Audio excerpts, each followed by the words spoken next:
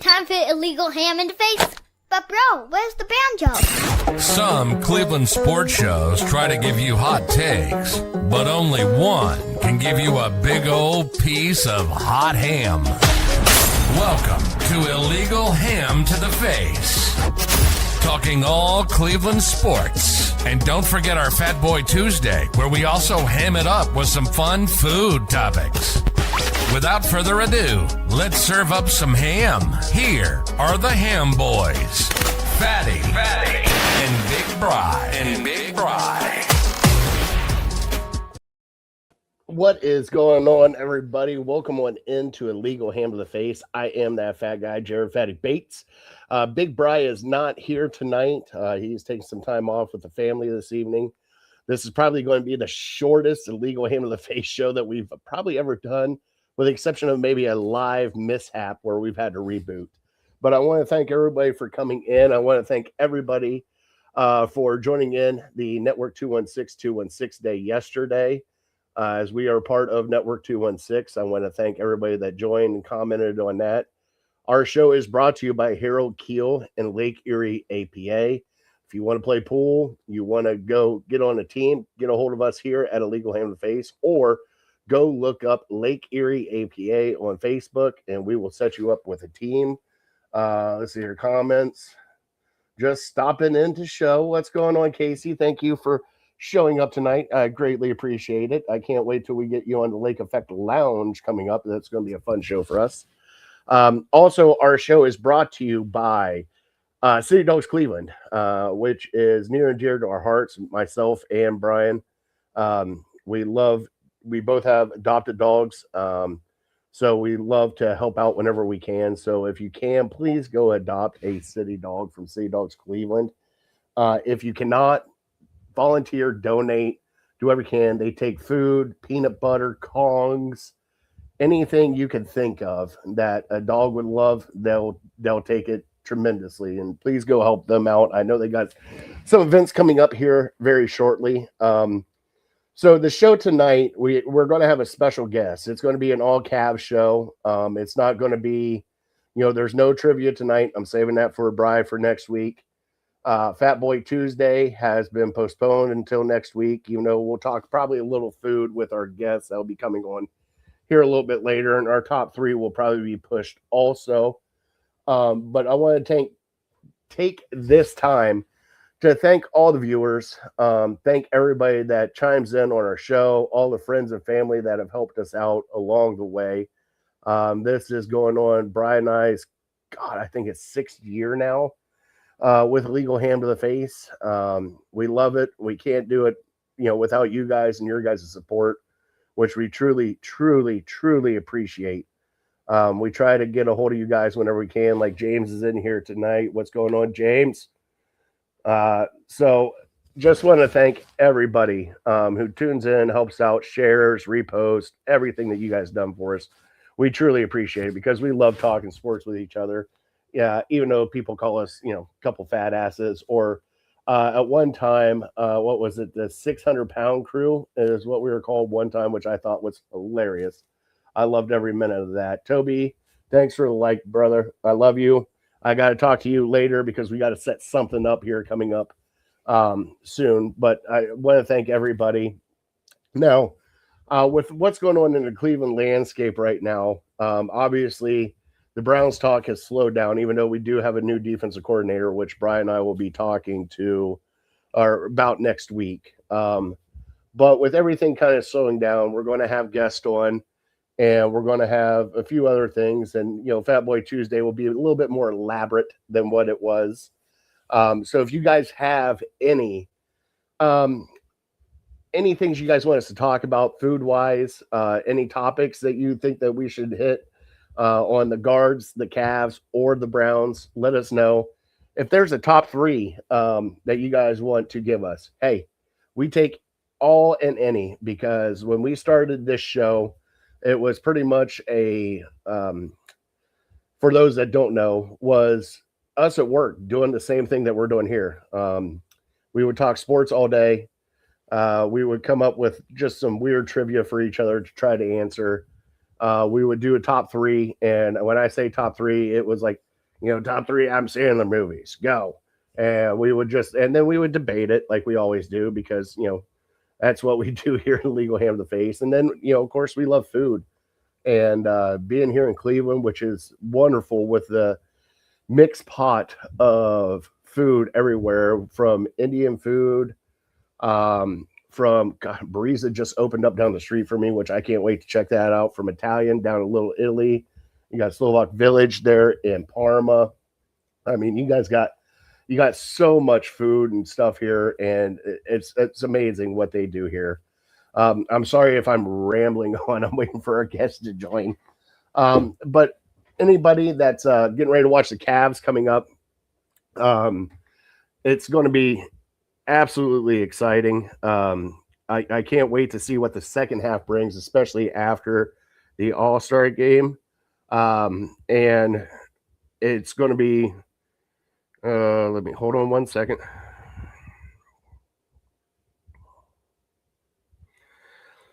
It's going to be a magical second half, I believe, of the Cavs. It's going to be interesting. It's going to be something different that we haven't seen before. It's going to be with James Harden in the loop and Donovan Mitchell playing the way he's playing. It's going to get kind of crazy for the second half, and odds have changed. Odds have changed for the Cavs. They are now pretty much one of the tops to come out of the East. I think it's between them and Detroit, which is kind of crazy that one trade will kind of make that much of a swing. But I'm super excited to see how Evan Mobley comes back. He's supposed to be back Thursday. We'll find out here later from our guest. He's supposed to be back. I want to see how this works with Evan Mobley. We've seen how well it's worked with Jared Allen, which has been truly an eye-opener of how great James Harden is at passing the rock and getting other people involved. And then also being able to take shots when he needs to take shots. I was kind of skeptical at first because of James Harden's, I wouldn't say past, but just the presence of James Harden. A lot of people that have complained about how he kind of like takes over teams, how he doesn't play defense, how he's doesn't show up in fourth quarters, doesn't show up in playoff games, that kind of stuff. I'm hoping that doesn't happen here. I can't say that it will or will not, but I'm kind of excited to see how this goes the rest of the way. I do know that at some point in time, we needed to break up the core four, and having two smaller people in the backcourt, and then, obviously the two bigs in the front court, if I'm saying that right. I think I am. But I knew one of them had to go. I was sad to see Garland go because he is a fan favorite here in Cleveland. He's done all the right things here in Cleveland. He's just, I feel bad for the kid because he's injured. But to get rid of him and get a star like James Harden in here kind of just puts the Eastern Conference on their heads right now, trying to figure out what's going on. And you have Boston, who is still without Tatum, even though they're kind of ramping him up. Detroit, we don't know what they are, but man, they're playing some great basketball right now, and JB Bickerstaff's got that team dialed in. You got New York, which nobody knows what New York is. I mean, they have some that say New York's a front runner, and some that don't. And you got the Sixers that are kind of just sneaky with Tyrese Maxey and all that. So it'll be interesting to see how this East pans out here on the second half. And I promised you guys, he just popped in here. I promised you guys a special guest. He does not know that Bri is not here tonight. It's just me and him tonight. This is going to be a shortened version of Illegal Hand of the Face. This is just going to be me and Zach talking some Cavs. It is Zach Weiss. He is from across the Cavs and Network 216. Also, Zach with an H pod. Zach, thank you so much for joining me tonight, bud. I really appreciate you giving up your time and joining me. Always fun. Looking for our last conversation went off the rails. Try to keep it a little off the rails, of course, is in quotes, but always fun to talk food, talk ball, and hey, Cavs are back in 2 days. Dennis Schroeder quote tweeted my last post with his excitement for his return to the court in 2 days. I think we're all ready to get back to some Cavs ball finally. You got Schroeder to quote tweet you? Yeah, all it was as simple. 2 days until Keon Ellis and Dennis Schroeder play basketball, and he's like, "So who will be watching?" There's a quote. Yep, Dennis is the first Cav to respond. Current active Cav with a quote since Donovan Mitchell on a George Niang post about 14 months ago. So we're back. I'll definitely be watching. You know that. We had some hot takes here. Now, All-Star break is over. You and I had talked when you did your trade breakdown of James Harden coming, Darius Garland out. How did you see that trade coming? I know everybody was kind of in shock, but I know that Garland was a fan favorite, and bringing James Harden in with his, I'm not saying checkered past, but he's got some baggage with him as he's coming in. Your initial reaction was, I know that you were disappointed because you wanted Garland to stay here, and you understand why it happened. Now that we got a handful of games in of James Harden, how do you feel now? Definitely changed. Opinion's definitely different now. I'm very happy that that James Harden is a Cavalier. What he's done these first couple of games has been incredible. On the other hand, you do have to be sad. No more Darius Garland, and had 6.5 years. This pod is as old as Darius's Cavs career. Across the Cavs started in October of 2019. So did Darius Garland as a Cleveland Cavalier. So seeing him walk, certainly tough. But removing all the emotion of Cavs supporter, analyst who loves Darius Garland, I think it could be a very good move. I think the playoffs will be the determining factor for how we end up evaluating, because they do save money. And they're also not going to be paying Harden as long as they would have been paying Garland. And they got another playmaker. The win over the Nuggets was huge. It already feels like it's been eons. I think it was only about a week ago. Yeah. And 8 days ago. And the game before that, of course, again, it shouldn't have taken that much to beat the Kings. But the fact is, new team, they got it done. Mm-hmm. Haven't lost in a while. They're 17-5 in their last 22 games overall. So even before this happened, losing Evan Mobley to 2 calf strains, the second time he went down, they haven't lost since he's been out, really. And they're just finding ways to win. It doesn't matter how many starting lineups they're going to use. And I think the total is going to go up because they're going to get Evan and Dean back, and they might both jump back in. I like the trade. I like how Harden gets guys involved, and I appreciate the fact that coming on the heels of his clutch shooting against Denver, he only takes 4 shots against the Wizards, dishes out, 14 assists, and the Cavs come out on top again. So I do have to ask you, with all this going on, we've had Kobe Altman saying core 4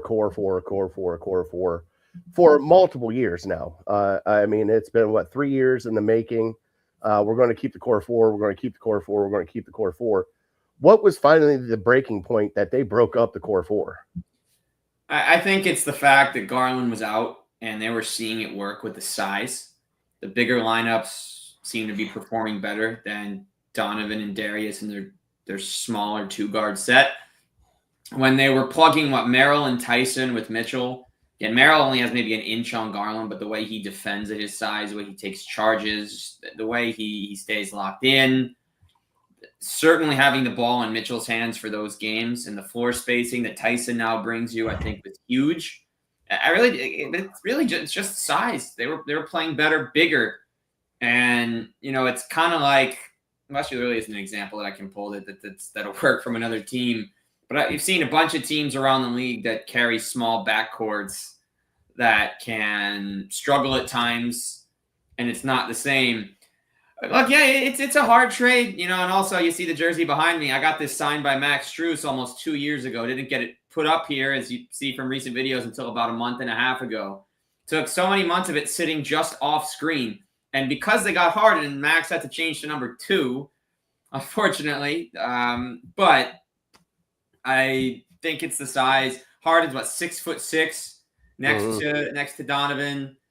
When you put Dean out there at the 3 as well, when he's healthy, he's 6'8". They have length, which they didn't have, and it's clearly shown playing their bigger lineups in these recent games that having the bigger guys around Mitchell And even if it's Merrill or Craig Porter, it's a different style than with Garland next to him, that they'll be able to hold their own defensively. And we already know that this offense, even when Garland was on the court this year, could get its buckets. Yeah, and the great thing is about James Harden, elite passer. And I mean elite passer. He has incorporated the big men a lot in his game. And I'm kind of curious. We've already seen it with Jared Allen, but everybody's been waiting for Evan Mobley to become a unicorn. And that's the word that keeps being thrown around, especially here in Cleveland.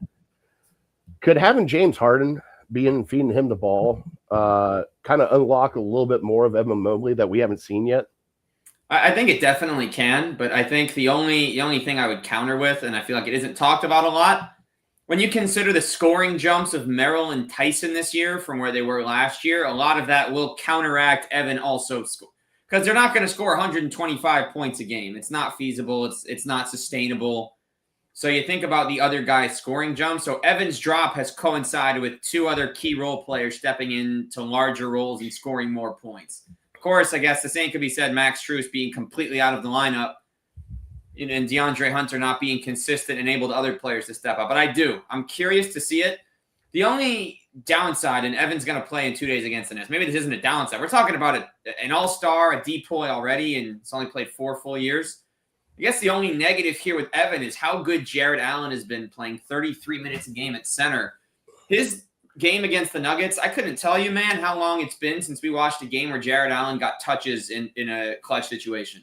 I don't know how long it's been.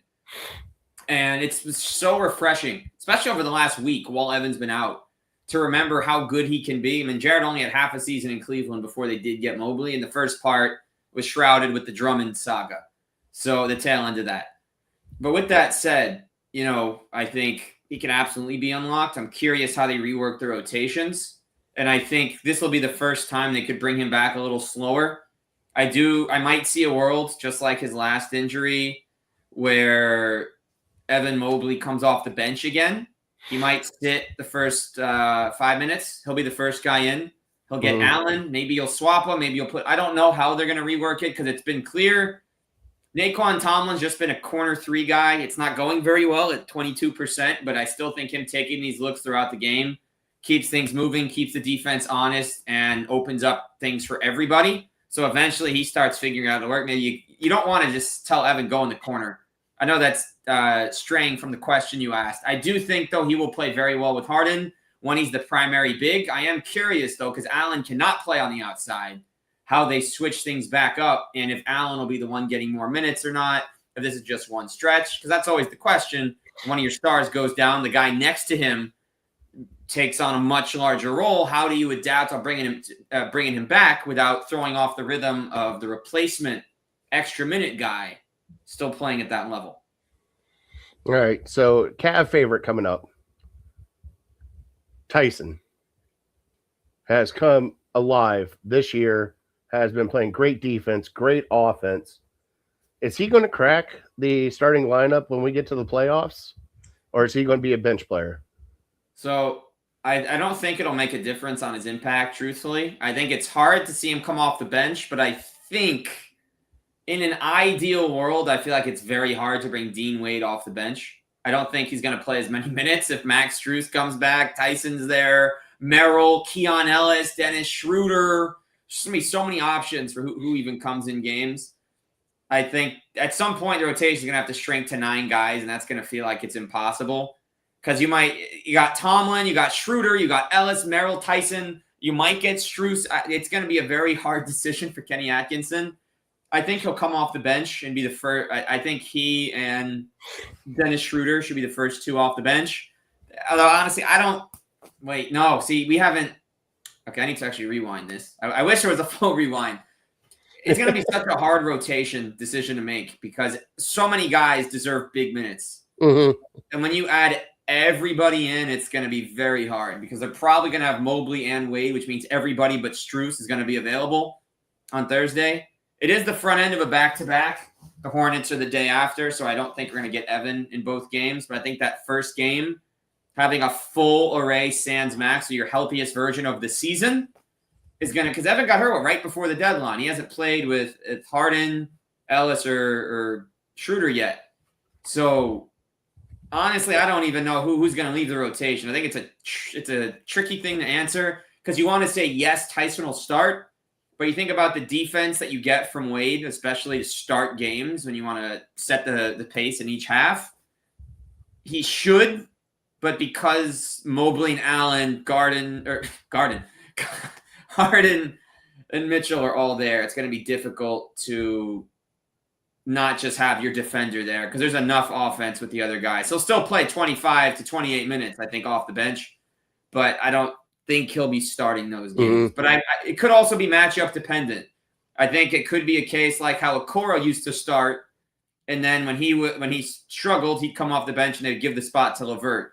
I think if they find Wade's not giving enough scoring on the shots he is taking, then we'll get Tyson or Merrill or Ellis or Strus or whoever it is. There's so many options now that I think these trades combined with the recent stretch going so well has been fantastic. And what Tyson's done has been amazing, and that's not a knock on him. It's just so hard to determine minutes when you think about rotations and this. I feel like they might have the deepest team in the East with how they came out of the deadline now. Yeah, and speaking of the East right now, we have Detroit leading the East. Yeah. The odds have changed for the Cavaliers, especially with adding Harden. They're now one of the top ones to come out of the East and get to the Eastern Conference Finals. Do you believe that it is Eastern Conference Finals or bust for this team? 100%. You traded Darius Garland. If you were ever going to trade a core 4 guy and then not go on that big run, you're going to have an angry fan base. You're going to have an angry ownership. What they did in trading Darius is probably the hardest thing Kobe Altman's had to do in his time as GM. Trading Sexton was hard enough. Mm-hmm. And then 4 years later, Garland. So these are moves you have to make. Like they had to trade Sexton, Markkanen, Abaji, and that pick. All the picks. They had to do it. Markkanen doing what he's done has been amazing to see. But it's Donovan Mitchell we're talking about. And the same guys now, this is James Harden we're talking about, who's averaging 25, 5, and 8 as the second option on a team that went from 6 and 21. And I believe they had gone 20 and 5 after that. They're now 20 or 21 and 8, I believe, since their slow start. So you have to make the conference finals. It doesn't matter that Boston's probably about to get Jason Tatum back in 2 or 3 weeks, pairing him with top 3 MVP candidate Jaylen Brown, a real center in Nikola Vucevic, and a all-defense guy like Derek White. That doesn't matter. It doesn't matter that the Knicks brought in Jose Alvarado, who just made 8 threes in his debut or second game. I mean, none of this stuff matters. The Knicks lineup does not matter. That means nothing. You have to be up there. You can't lose before the conference finals. Keeping in mind the Pacers are about to come back and be a unstoppable force with Halliburton and Zubats next year. Think about the Wizards, who aren't going to challenge the Cavs in a series in the future should that happen, but adding Trae Young and AD, another team that's coming up. You've seen the Raptors come up. The only worry I would have with the Cavs, if you do play a team like a Toronto that's had your number 3-0 against them in the regular season, or a club like that that's got big wings and scoring wings like that. I mean, that all the teams cooked the Cavs like that last year. The Cavs are the only team that Risache ever scored 30 against. He did it twice against them in 2 games. He's not done it since in the NBA. With all due respect to the former number 1 pick, I do hope he figures it out.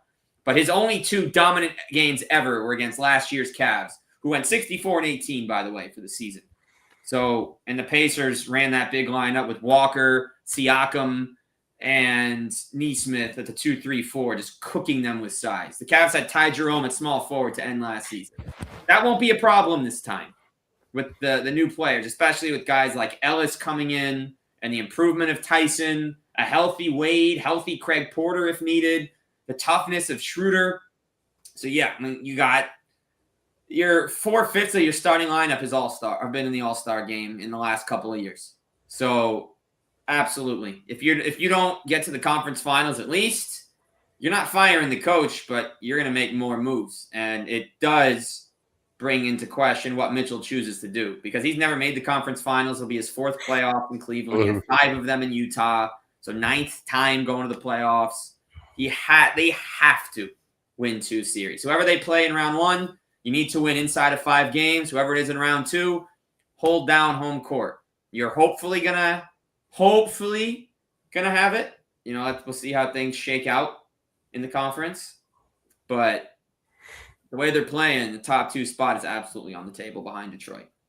So I wanted to talk to you about the playoffs because we did talk earlier about how much this roster is spread out and so many people can play. Do you think that maybe Kenny Atkinson, and I know this is going against the grain because a lot of people don't do this, because when it comes to playoffs, you tighten up and you get like 8 or 9 guys, and those are your 8 or 9 guys. Do you think in the first couple rounds he opens it up a little bit more to 10, 11, 12, just to give the Stars a little bit of a break so they're not winded like the way Mitchell was last year, having to carry everybody? Do you think he'll open it up a little bit more and play a little bit more of an extended roster at the beginning of the playoffs? So I think straight up off the bat, it's an impossibility to put 8 guys in this Cavs rotation. Off the bat, a fully healthy team, if you were starting Harden, Mitchell, Wade, Mobley, Allen, then right off the bat, you have Tyson, Merrill, Schroeder, Ellis. All 4 of those guys need minutes. We haven't added Tomlin yet. If Strus does come back, you haven't added him yet. We haven't mentioned Craig Porter, all guys that have been getting minutes. So I think first round, you'll start out 10. If it works, that's great. It's unfortunate. There's going to be very good players that aren't playing. That's just the playoffs. And those are guys like teams that have shrunken the play. It's funny how it works. Guy gets 20 minutes a game all season, takes DNPs in the second and third round. All of a sudden, the final start, you need a spark, and the guys are there. I remember games from the bubble when Kelly Olynyk went from being a DNP, then Bam goes out and he has to play 25 minutes, and he was ready. It's like not a good name to mention on a Cavs show. No. But he was ready. Kelly Olynyk, he's a fan favorite here. There's guys that over the years, have gone from getting no minutes to jumping in and playing, and that's just the game. There were times I think when Miami had other guys too. It was just a banged up team in the bubble.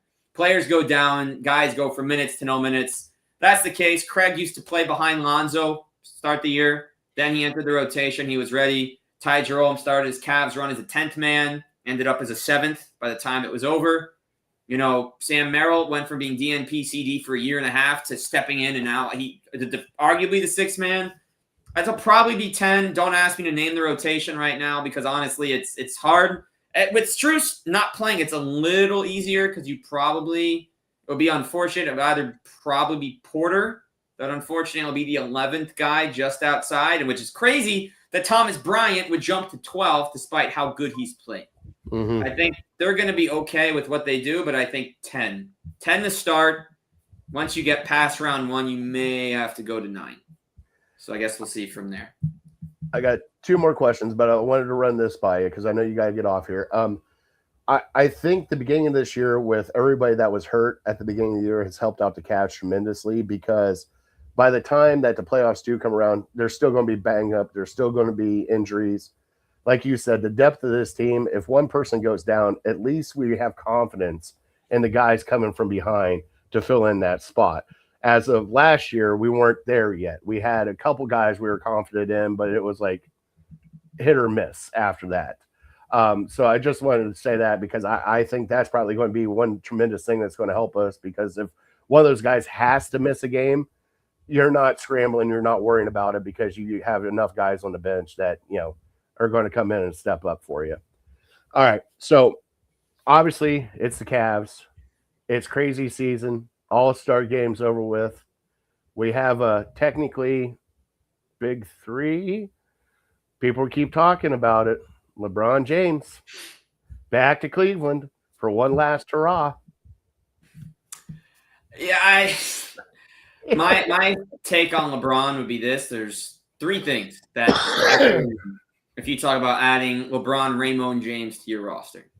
And it will always start with the media circus that follows. Mm-hmm. For better or worse, every move, every social post, every meal you eat with whoever you have it with, whoever you go to the club with, whoever you have a handshake with, everything will be dissected. That's just what happens. The Cavs had that from 15 to 18. They also had 4 finals appearances. They also had 2 or 3 deadline shakeups in 4 years. So that's the first part. You just have to be ready for that if the Cavs can handle that.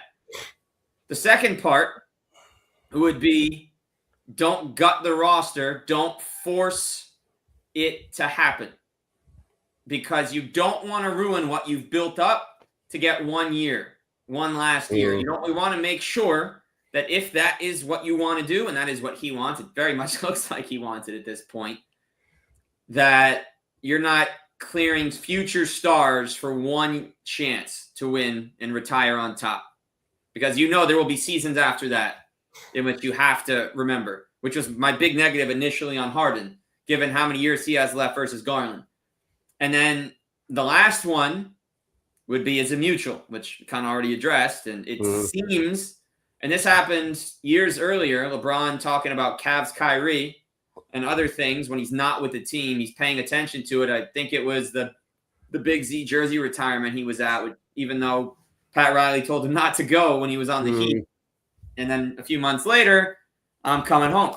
So that's my stance. I think it could help. I don't think it could hurt, but you just have to be ready for what comes with having LeBron back and also knowing for the non-season ticket holders, and you're really – the love for the team is already there. You're going to be forking over a whole lot more for tickets that year. And also, I think if he does come back, I think he finally realizes that he doesn't have to be the guy in Cleveland now. He doesn't have to be the mega, even though he is. He's LeBron James, but he's got Donovan Mitchell. He's got James Harden. He's got a Mobley.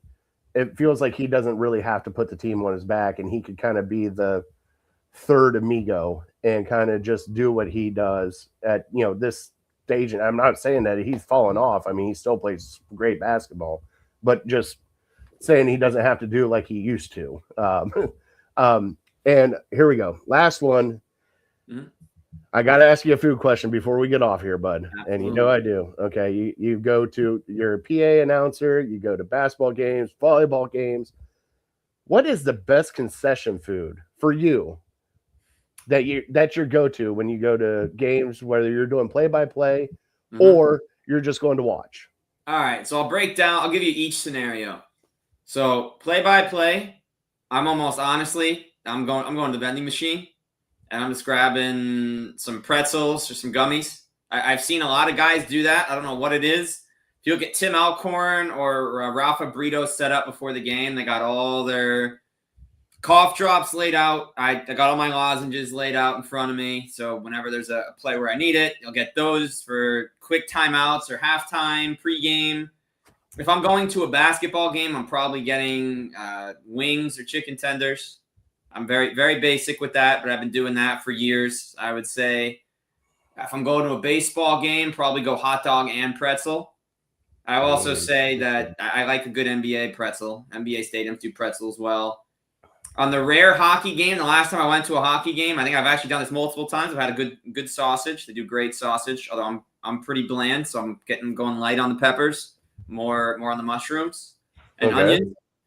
And if I'd say overall best ball game food, I'm going to give an answer that people won't like. For me, I wouldn't say the best food is the exotic food that you're not going to get anywhere else. I respect all the food takes that everybody's got at ball game. The 18-inch hot dogs, the crazy nachos, the tossing cereal on everything. I think the best thing you could get at any game would either be soft serve or a sandwich specialty, perhaps. So get something that embodies the stadium that's not insane. I don't know. I go to a game. I don't want to have to get up more than once or twice. And some of these items, you think about it, it's not even the stomach ache. This is some heavy duty stuff out here. And you got a 9-inning game or a 2.5-hour basketball game.